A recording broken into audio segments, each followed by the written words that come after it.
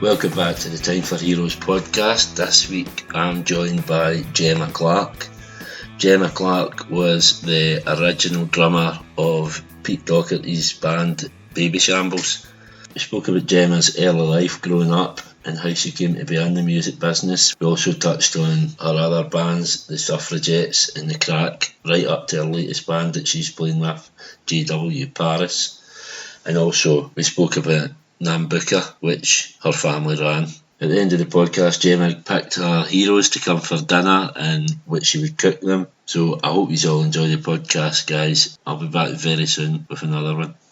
Right, Gemma Clarke, if anyone doesn't know you, you were the original drummer of Babyshambles, amongst other bands. So we'll go right back to the start, where you grew up, what school was like and things like that, and how you got to become in the music business. Okay, so just fire okay. Buckle up.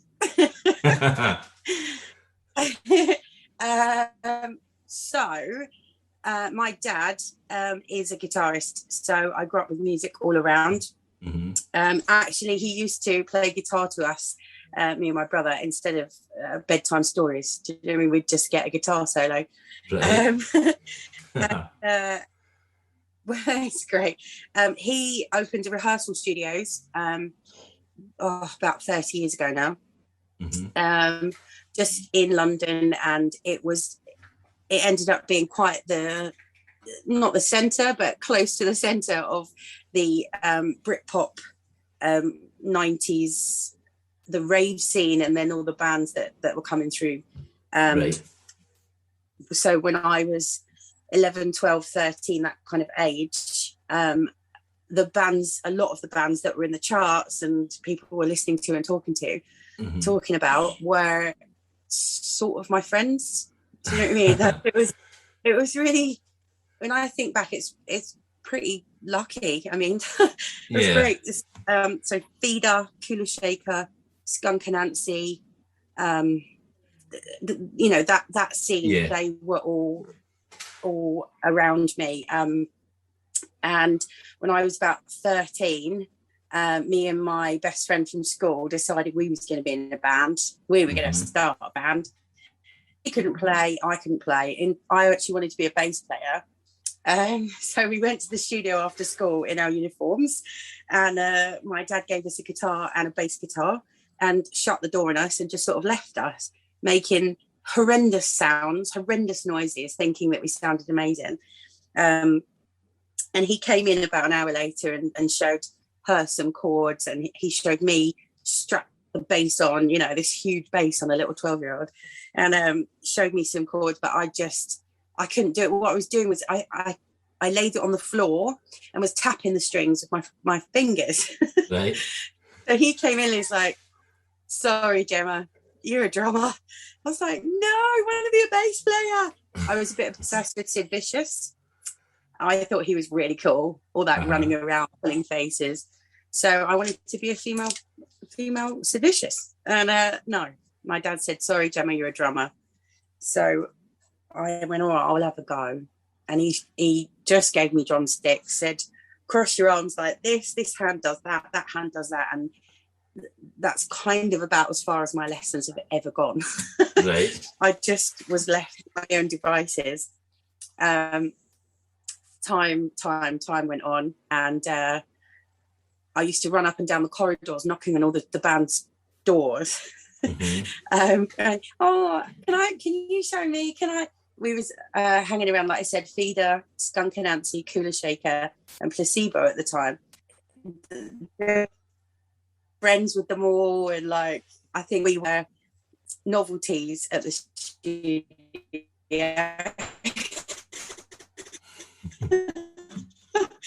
The Pink, which then developed into the Suffragettes. We had a deal. We toured relentlessly for years. Album records, all of the stuff that you was dreamed of being in a band. We were lucky enough to have had all of those opportunities. record deal with Sony, flown to America for our album, tours literally every day of my life, literally all day, every day, tour after tour after tour. It was just the best times. And so Suffragettes, I was about 17 or 18 was when Peter and Carlos came into Ruse, our studio, with their guitar. You know, the famous story, they came to London. So again, I stayed very good friends with them all. I'm actually still really good friends with the original drummer, Mr. Rascott.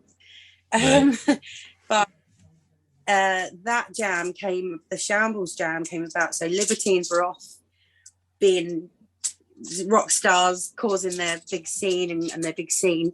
And Patrick, the Shambles guitarist, was working at Ruse. He was one of our boys on the desk, taking the calls and the band bookings.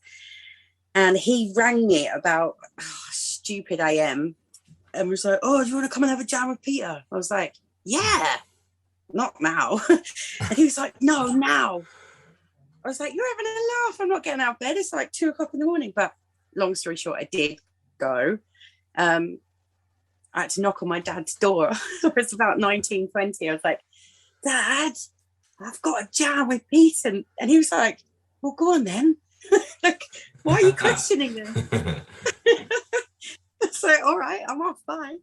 And yeah, that jam obviously was the start of some magic. A few weeks later, we were still playing as a 4-piece, and we needed a new bass player. And I'd been on tour with the Suffragettes with Drew, with his old band, and he was a Ruse boy as well. And I remember saying to Patrick, "How about that Drew down the corridor?" Because all the rooms are all the doors are down the corridors. So yeah, I just literally knocked on the door one day. I was like, "Drew, do you want to come have a jam with me?" He was like, "Yeah, bass, drums, why not?" I was like, "No, with Pete Doherty." He was like, "Whoa, oh yeah, okay, I'm up for it." And the rest on that part was history. Yeah, so it just kind of fell together, really. Yeah, it's really organic, and I like that. It wasn't put together, it wasn't contrived, it just was mates going, "Do you fancy a jam?" Do you know what I mean? What was Carol's kind of idea of Babyshambles at that time? Was he happy about it, or? Well, apparently not. I mean, I didn't really speak to many of the rest of the band at that time because I'm trying to think. So Can't Stand Me Now was in the charts. I think it was a number 2. Yeah. Peter was in Thailand at rehab. And I think we started jamming sort of March time. And all of this was sort of May, June. It's really hard. That whole year was such a blur to try and remember. I can imagine. I'm sure someone listening shouting now, going, "It was June." But, yeah, it was that sort of era. And they had fallen out because Peter was supposed to go to Thailand to clean up and actually had to come home and start a new band. As far as I understood, I mean, I'm not, like I said, it was a mental whirlwind of activity. Yeah. And to remember back of what day and what date and what time and who and what, it's a blur. But I think, I don't think that he and Carl were on good terms, if that's the right phrase. Yeah. I seem to think. It was always a bit kind of, you could never tell how they were with each other. I mean, what's your relationship like with the rest of the Libertines nowadays? Yeah, so we Libs were rehearsing at Ruse and they were auditioning for a new drummer. And being a family business, I was, probably 16, 17, 18. And it was my Saturday job. So I would sit on the desk and take the bookings and clean the rooms up between the bands. And I remember my dad saying, "Right, you've got a really important audition that day. So you've got loads of people coming in. So you've got to show them where they've got to go and make sure they're coming in and out correctly, and the band aren't being swamped with too many one at a time. So there was quite a few people coming in, and all I remember of Gary was his really strong American accent, and he was moaning. He kept coming down, and he moaned about the pedal. Did I have a certain make of pedal? And I didn't, so he wasn't happy about that. And then he asked for another cymbal. Like it was just 3 or 4 things, and he was getting more and more irritated, and so was I, because I couldn't help him. I was like, this is all we have, I'm really sorry, I can't. And I remember thinking to myself, when he'd finished his audition and left, I remember thinking, God, I hope he doesn't come back, he clearly doesn't like it here, like it was a real kind of vibe. And then a few weeks later, they were in the reception, like, oh, we're bringing our new drummer down with me to meet, blah, blah, blah. And in walks the guy that was irking with me. And I was like, oh, no. But he is the loveliest guy. That's one thing on first impressions. He was obviously stressed, might have been nervous. And I was trying to put on a good front for the studio. But, yeah, so after Shambles, Gary... He's such a lovely man. We're still really good friends. My family, we had a Nambucca music venue in London. I was going to ask about this, yeah. Well, Gary came and did some DJ sets with Carl. Carl actually did some DJ sets. Gary was managing a band as well at one point, and they came and played for us at NAMM. So yeah, it's all sweet. I don't really do enemies in the music business or anywhere. Don't like it. No, that's a good way to live. So, what timing was Nambucca? When did you always hit Nambucca, or was this after the fire? Yeah, so we took the pub on about a month or 2 before the fire, which was possibly the most depressing 2 years of the family's life. I mean, but we took it on and started revamping, doing it up, and it was the Spaghetti Junction electricity sockets that were overloaded, fuse board kind of situation on. But that was maybe 10 years ago now. Yeah, I think it was after Shambles. Yeah, because Peter came and played as well. Yeah, I had Beans on Toast. I've had him on. Yeah, I listened. So obviously that we spoke a bit about that. I'm trying to get Alfie for the Holloways. Yeah, I'll give him a message for you. Yeah.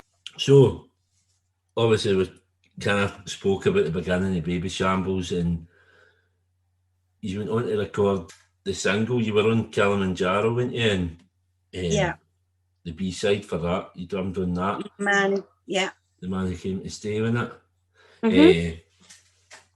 Then did you drum on any of the album? No, I left while we was in pre-production for the album, which was potentially personally terrible timing, but the time is right for me to leave. And they went on and recorded the album beautifully with Adam. So so, again, no hard feelings at all. It's all good. Yeah. Did you have any idea of those songs, or like were any of those songs kind of getting played in practice or anything? Yeah, loads of them. Yeah, loads. I remember 8 Dead Boys is on there. I'm pretty sure it's on the album actually. Yeah. But that was one of our newest babies. We played live a few times just before Christmas. Yeah, I do remember the drums, the pattern, the whole way. I remember that. So obviously when you left, you put a statement in it, didn't you? About you were worried about Peter and the people that were surrounding him at the time. What are we talking about, the elite management and stuff like that? Yeah. So, because I mean, it must have been a whirlwind kind of being in a band with him and the hangers-on that were there. So leaving the band, did you have any regrets? I had the regret of leaving them, the 3 boys, only because I did love them as brothers, and I still do. I will be in a band with people. It's like the most intense relationship you can imagine, because you live with them, you work with them, you love with them. Like, music it's a chemistry, and it doesn't work with some people because of chemistries, I believe. And so my regret was leaving them, because at least when I was in the band, I was with them and I had an idea of what was going on. Leaving the band meant that I was not with them, but I did have to try and think. I mean, I was only 20 when I left, 21, coming up to 21. Yeah, 20 I was. And I was young. Like, now I saw a lot.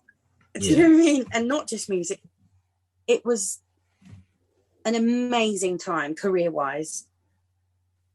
Like, so educational for me with my playing as well, because again, I'd never played my drums with anybody outside of the Suffragettes, so I was terrified in my first few jams. Like, who are these people? How do they move? Like, when are they going to change to the chorus? And you learn to read the musicians, and I had to totally revamp everything I knew, but I loved it. It was fantastic.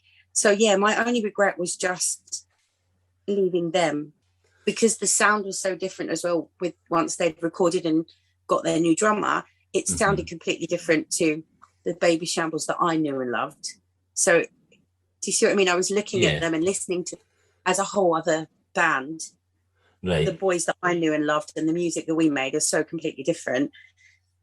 There's no, and I still don't have any regrets looking back. I just missed the connection with them, the three of them. But we do still talk here and there. Peter changes his number like everyone changes their socks, so I just sat through social media and friends of friends, really, but that's okay. Well, that's the thing. I tried contacting him, and it's like a needle in a haystack, innit? Can't get a hold of him. I've rung a text a few times on the 5 or 6 numbers that I currently have, which clearly are not his. I'm still in touch with Patrick quite regularly.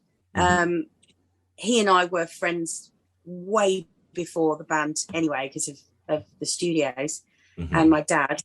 And my mum is always in touch with Peter's mum, actually. They stayed really good friends. So we have Christmas cards and birthday text with his mum. And then I do the rest with everybody, same as everybody else, bit of social media, like a comment or send a message here and there. I'm sure I'll see him one day. It's good that you're all still on good terms, because music can tear people apart as well, so it's good to kind of hear a success story or something like that. I just don't think I couldn't rest if there was any bad feeling between me and the boys. That doesn't sit comfortably with me. I think it's a personality trait, actually. I'd be terrified of upsetting anyone. Do you know what I mean? So, no, it's all good. Well, anyway, I think so.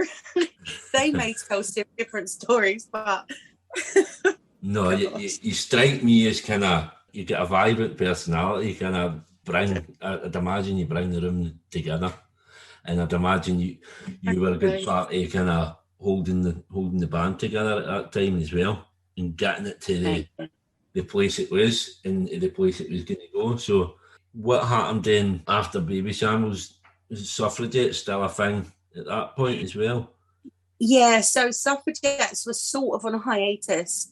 I remember I went for that first jam, and the guitarist, Alex, that she's sort of my sister because we'd been friends since we were in primary school.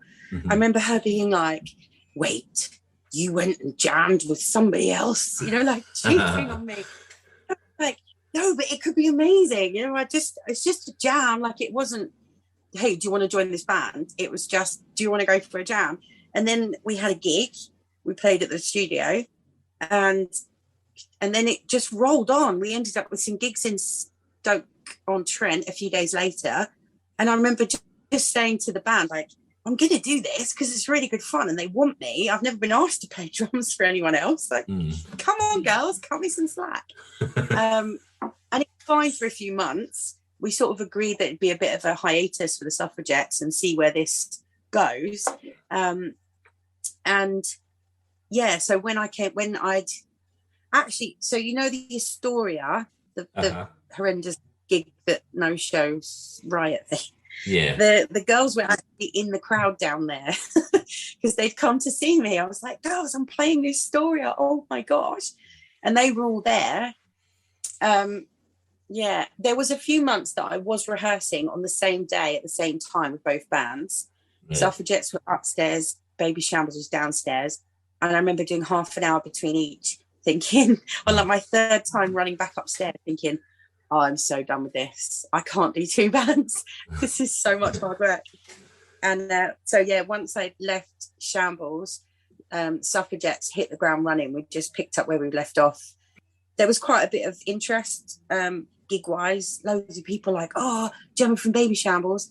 But it quickly tailed off because the Suffragettes are so completely different to Babyshambles. I think people would turn up expecting, you know, jangly indie pop songs and they were getting like riot girl punk songs, you know. They were a bit like, okay.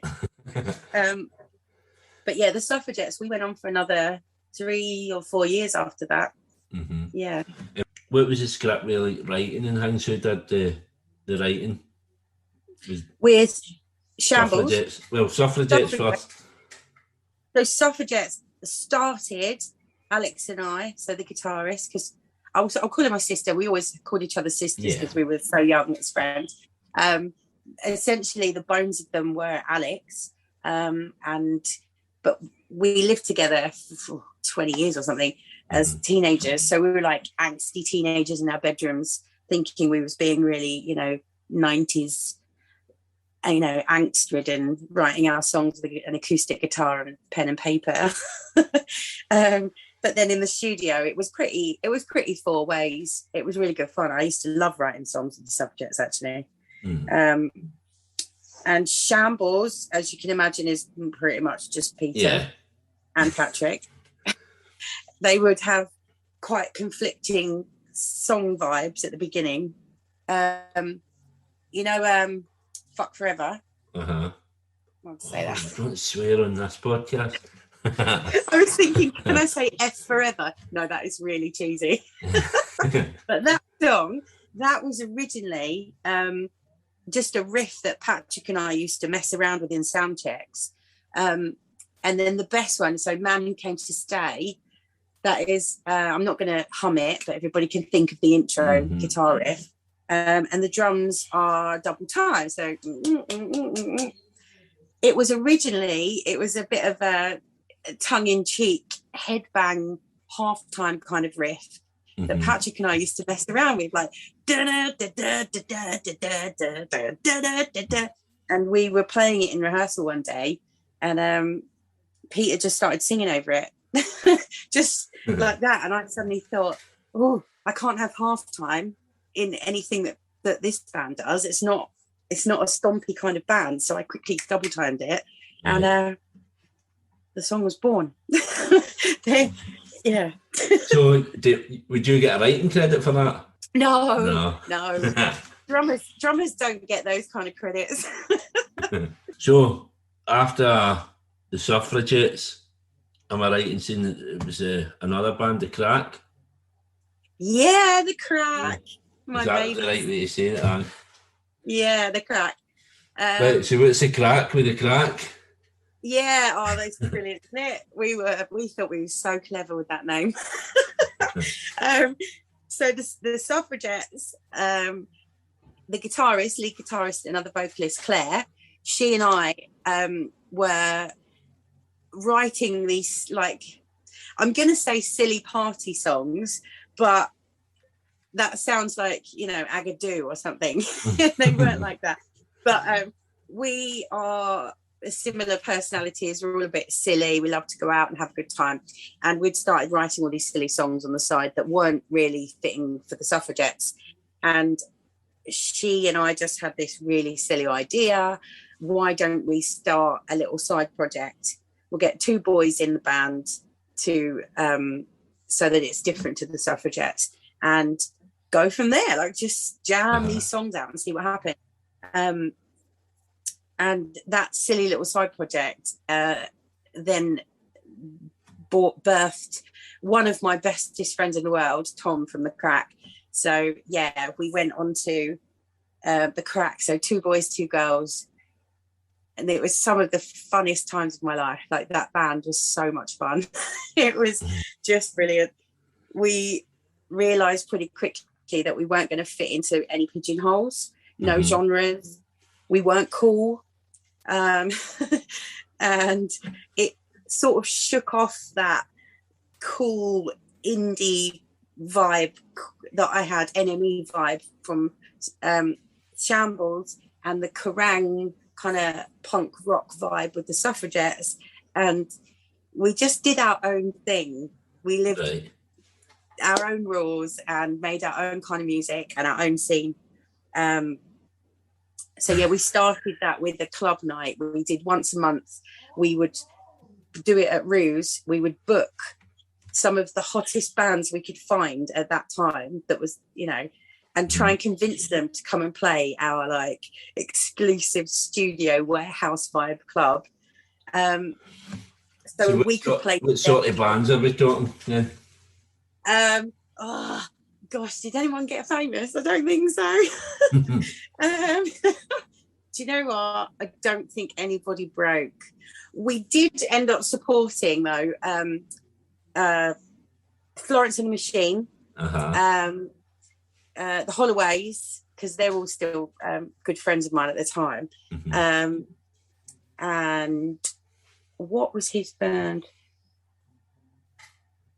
I can't remember. Oh, it wasn't 100 Reasons.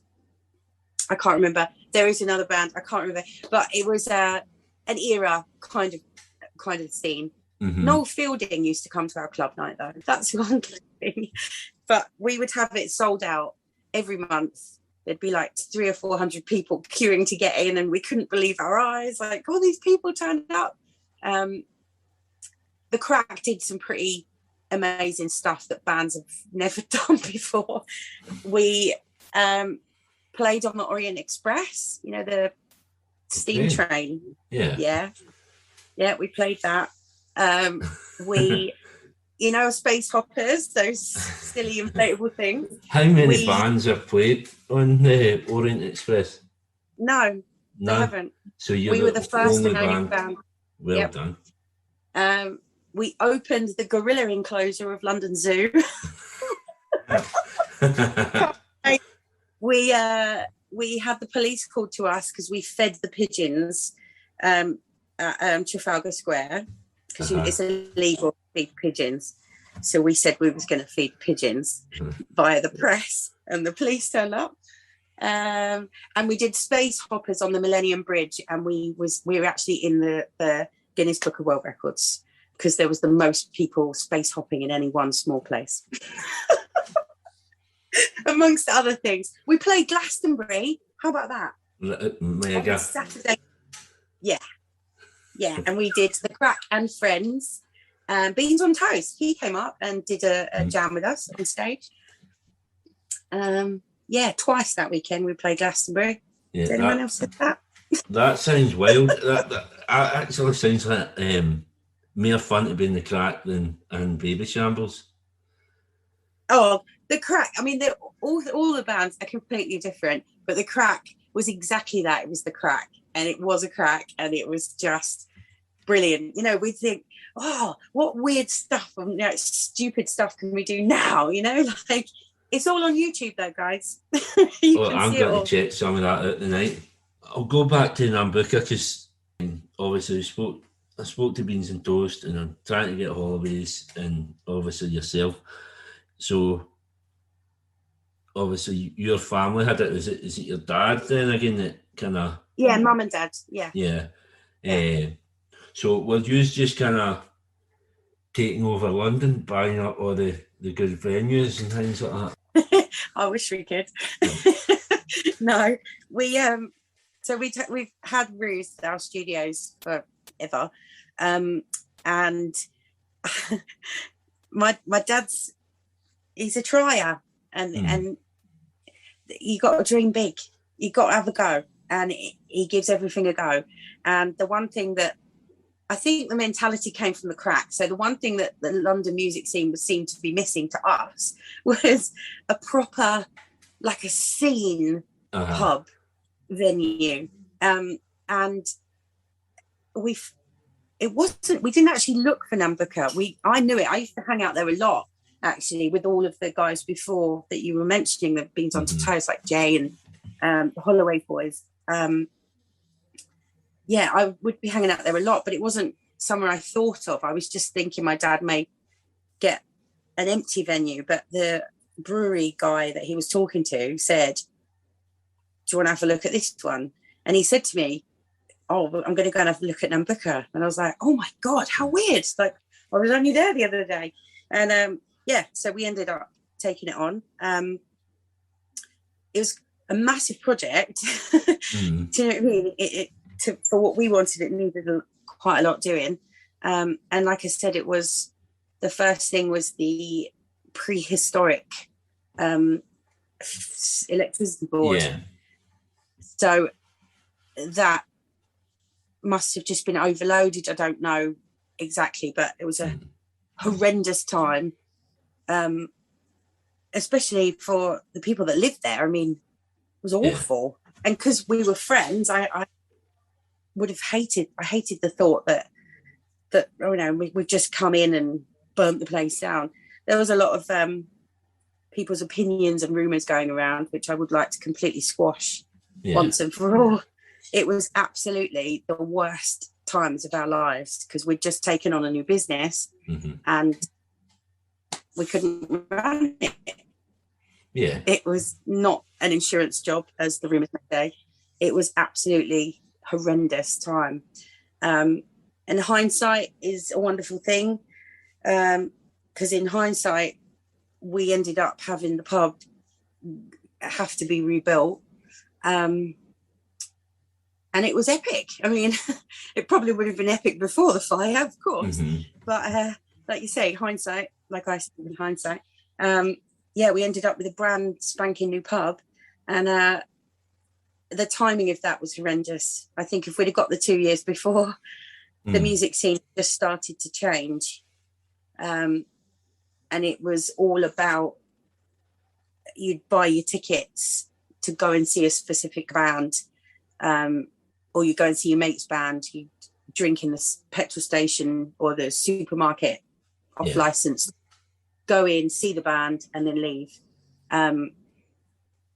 So we were sort of running against the tide, trying to create the vibe of gigs that we were used to. If you're a music fan, you just walk in, you pay your money and you go and watch all the bands and you're there for the night. Yeah. It had completely changed. That's not to say that we didn't have some absolutely incredible times. I loved it. I was like the Barbara Windsor landlady. Yeah. Do you know what I mean? Right, go and geese it then. Get out of my pub, going. Get out of my pub. That's terrible, isn't it? Yeah. But it was brilliant. I had all my friends working. We made some amazing friends. I'm a bit of a metalhead as well. I love the metal scene, the metal music, the metal bands. So I was getting to book bands that I wanted to see. Rather than going to a place to book, go and see a band, I'd go, I'll book them. And it turned out to be some of the best, brilliant years, great years. Yeah. It's just not the years that we had expected. Do you see what I mean? Yeah, but I think with the fire, kind of, it had an effect on everybody. Like, obviously, speaking to Jay, and I don't think Jay even realised it, but I says, like, was that kind of the catalyst for him bringing out his solo stuff, which he hadn't even really thought about, and he's like, aye. So, out of bad things come good things. Yeah, and I do think that I'm a positive person anyway, And hindsight is a wonderful thing, you know. And at that point when, you know, those people's homes had burnt down and our business had just burnt to the floor, dreams, hopes, and all of that stuff was all just in ashes. And it's really cheesy to say all that, but it's true. Mm-hmm. It was really difficult to find the silver lining. Like, where is the positive in this? And for, like I said, for 2 years when we had no pub, but we were still having to pay out for it, daily as a family, we'd look at each other and go, what do we do? Like, how can we find the positive from this? Like, it's crippling. But hindsight, we look back and think, you know, nobody died. A lot was lost, but a lot was also gained. And yeah, it was an amazing time, but the music scene had changed completely as well. So and that's it, you know what I mean? You can't do much about that. If the bands aren't there, then the music does change, doesn't it? And it was kind of run its course. Know that you wanted to run its course, because I would have loved for these bands to continue, but you see, even now, well, COVID now, but prior to COVID, venues are closing and daily. There's less and less places to go and play. And I think that we were in the business, like venue side of things, just as it was all starting to change. So we felt the pressure coming pretty soon. So yeah, we had to leave. Nowadays you're doing JW Paris.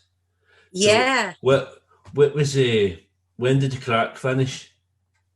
So the Krak was, I think we went, oh gosh, I've got to try and work it all out. We had, after the Krak, Claire, the guitarist, moved abroad. So me and the two boys carried on, and we changed our name to Spitfire. It was in homage to the Prodigy. Right. And Spitfire was a cracking little band as well, I must say. And that was just before Nambucca. So, do you know what? I don't even know. It was just before Nambucca. Well, before the fire. So we're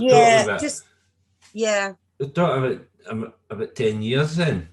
So what have you been doing then, other than Spitfire? What have you been doing in these 10 years? Just having a family and things like that?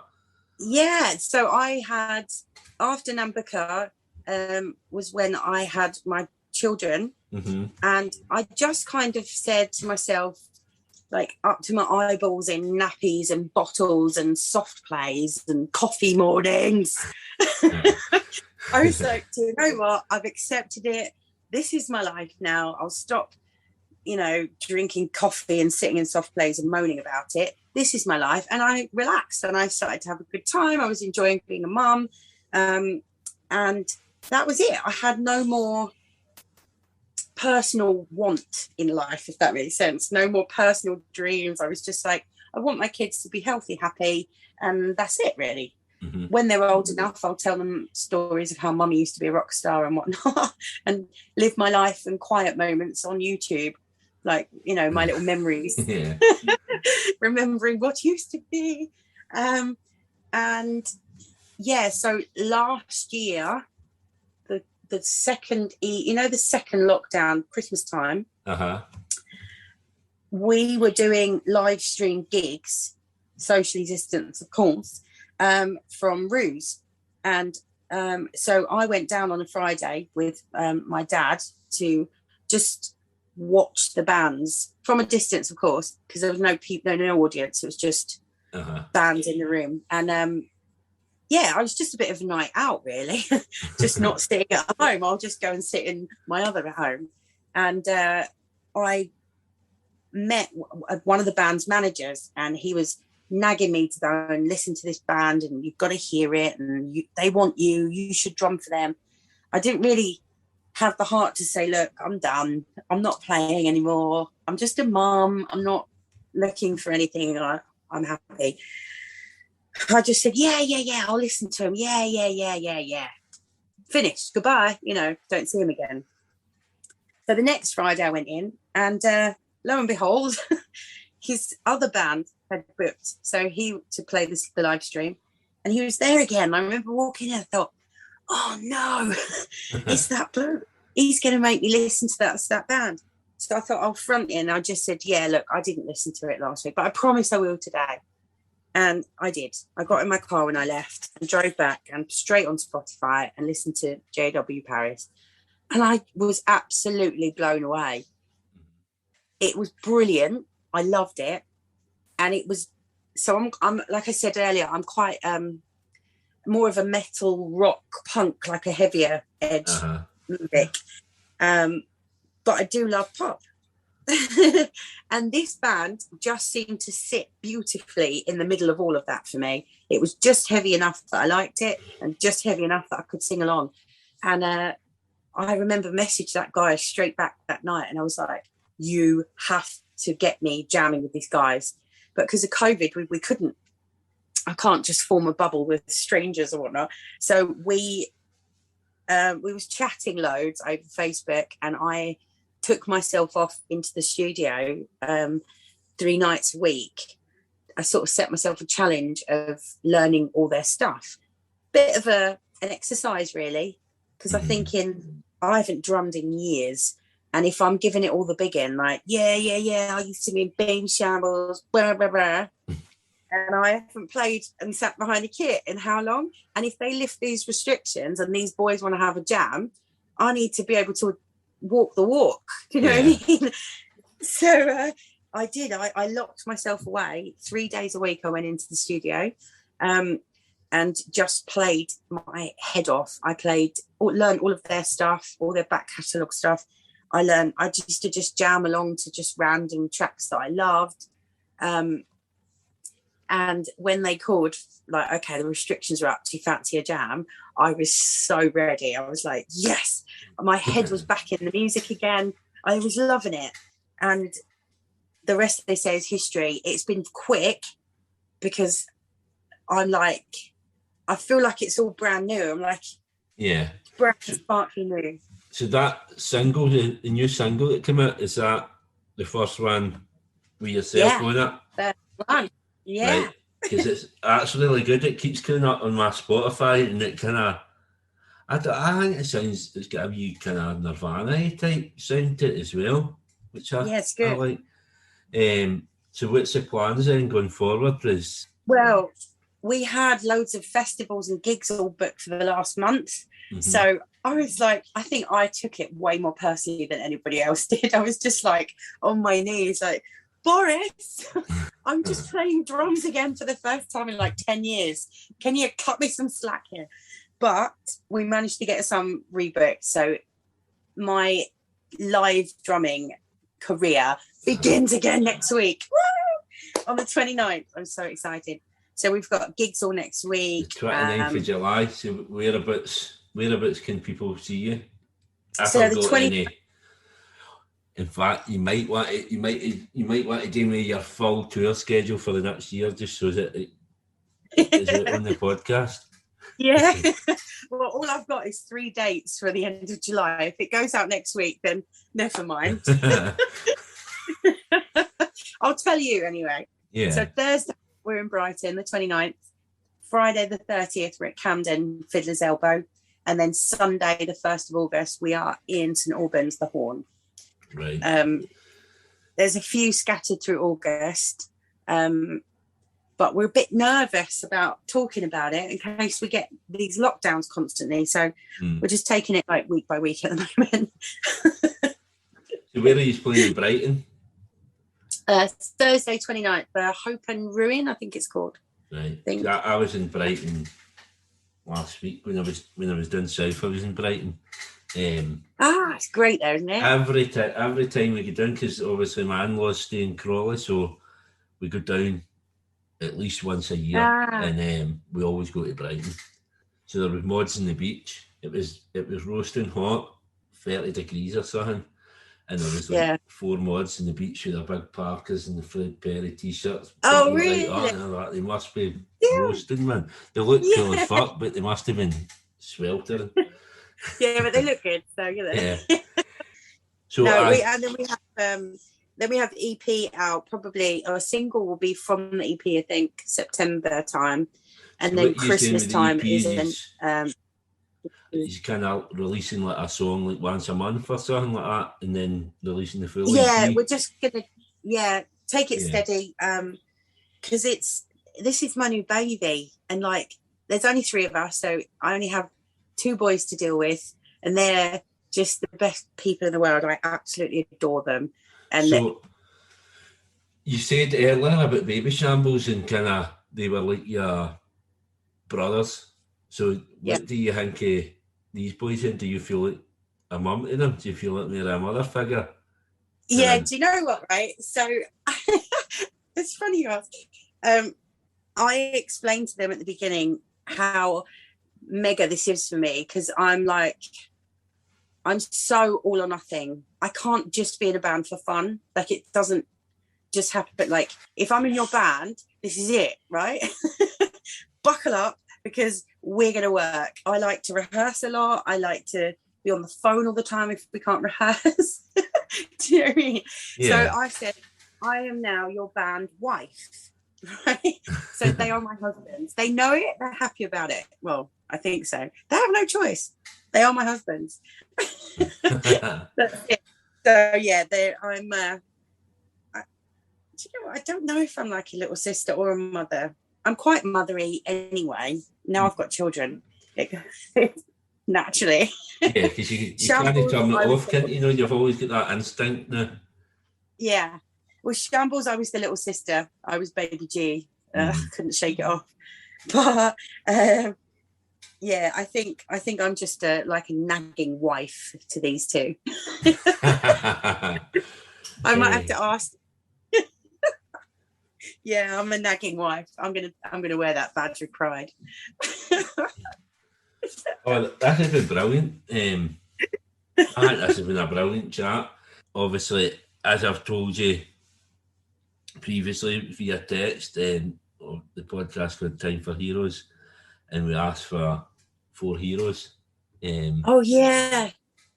4 heroes to come for dinner, and what you're cooking them for dinner as well. You've already told me off mic that you're a terrible cook, so don't know if it's just going to be toast or something, but I'd fire away with your heroes. Do you know what? This has actually been quite stressful for me, because I notoriously can't make decisions, right? So my list of heroes. So we've got another hour and a half to go in this. Yeah.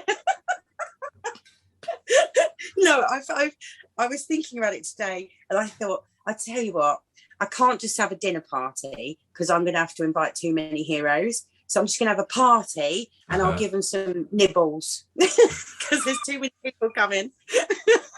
I'll put some peanuts out or something, cheese and pineapple on sticks. That's like the laziest cooking we've had on the podcast yet. But it's only because I've got too many heroes. No, okay. So what are you telling me then, that you're going over the 4 threshold? No, I won't. You can have as many as you want. Do I just go with musicians that I like? But then I like actors as well. And then there's friends and there's family. And see, I can't make decisions. I'll just go with the top 4, right? Right. No connection. There's my dad, absolute hero. I think not just to me, it's like a lot of people. He is a legend. 1 in a million, absolute legend. Tommy Lee. What's your dad's name? What's your dad's full name, Kat? It's Graham Clarke. Mr. Clarke. G.R. Clarke of Ruse Studios. Magic. Yeah. No, so yeah, he is obviously number 1 hero. So then Tommy Lee has been a long-term hero, not just for his drumming, because he was a teenage crush of mine. So he'd have to come, because I think he'd be quite fun. And see, now I'm stuck, because I'd like John Bonham there, because I want to pick his brains about drumming. I'd like to. But it would get a bit boring if it was just all drummers. Or actually, it would probably... Actually, we could like raise the roof on this place. So Travis Barker has to be there because he's just hick. So that's you had you for. Yeah, I know. Right, no, carry on. Let's hear what else you've got then. No, don't say that. Honestly, my list is like shocking list. Okay, so here's Delilah Bonn. Is she is a rapper. I think you'd call her a rapper. I'm not sure. She is also the vocalist in a band called Hands Off Gretel. And Delilah Bonn is like her rap name. And she is an absolute hero. Like, without fail, she is a hero. I absolutely adore her and everything that she stands for. She is incredible. Right. So whereabouts is she from? Nottingham. Right. I want to say, yeah. She's a northern. She's incredible, Delilah Bonn. And then a weird one. Okay, it's got to be a weird one. Have you seen Sons of Anarchy? So the character, not the actor, the character of Jack Steller. Right. I'd like him to be there. So it's his character. So he'll turn up with the big, horrible white trainers on. Yeah. Yeah.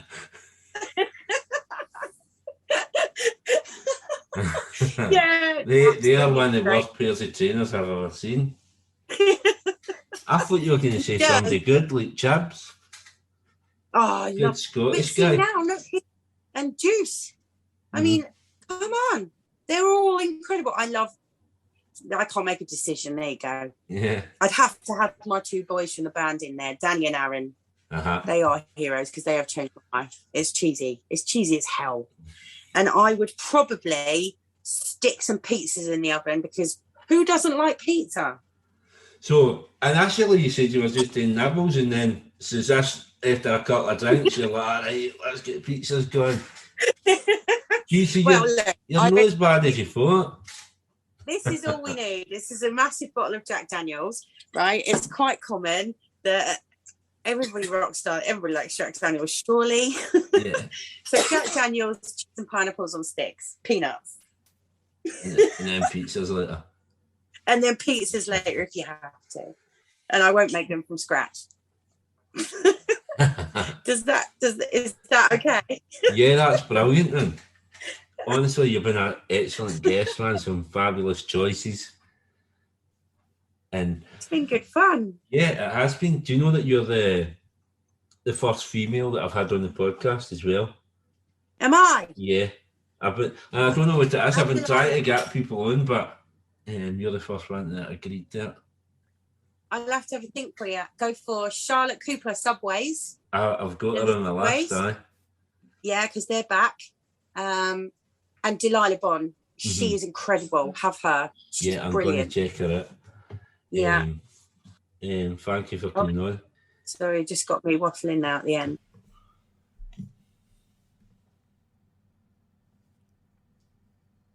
I hope you all enjoyed this episode of Time for Heroes podcast. If you would like to get in touch, the best way is on the Facebook page, Time for Heroes podcast, or on Instagram at Time for Heroes podcast, or Twitter at Time for Heroes P1, or drop me an email at timeforheroespod@gmail.com. You'll find Time for Heroes on all podcast platforms, including Spotify, Apple, Google and Amazon. Please leave a review where you can, share with others, and more importantly, enjoy.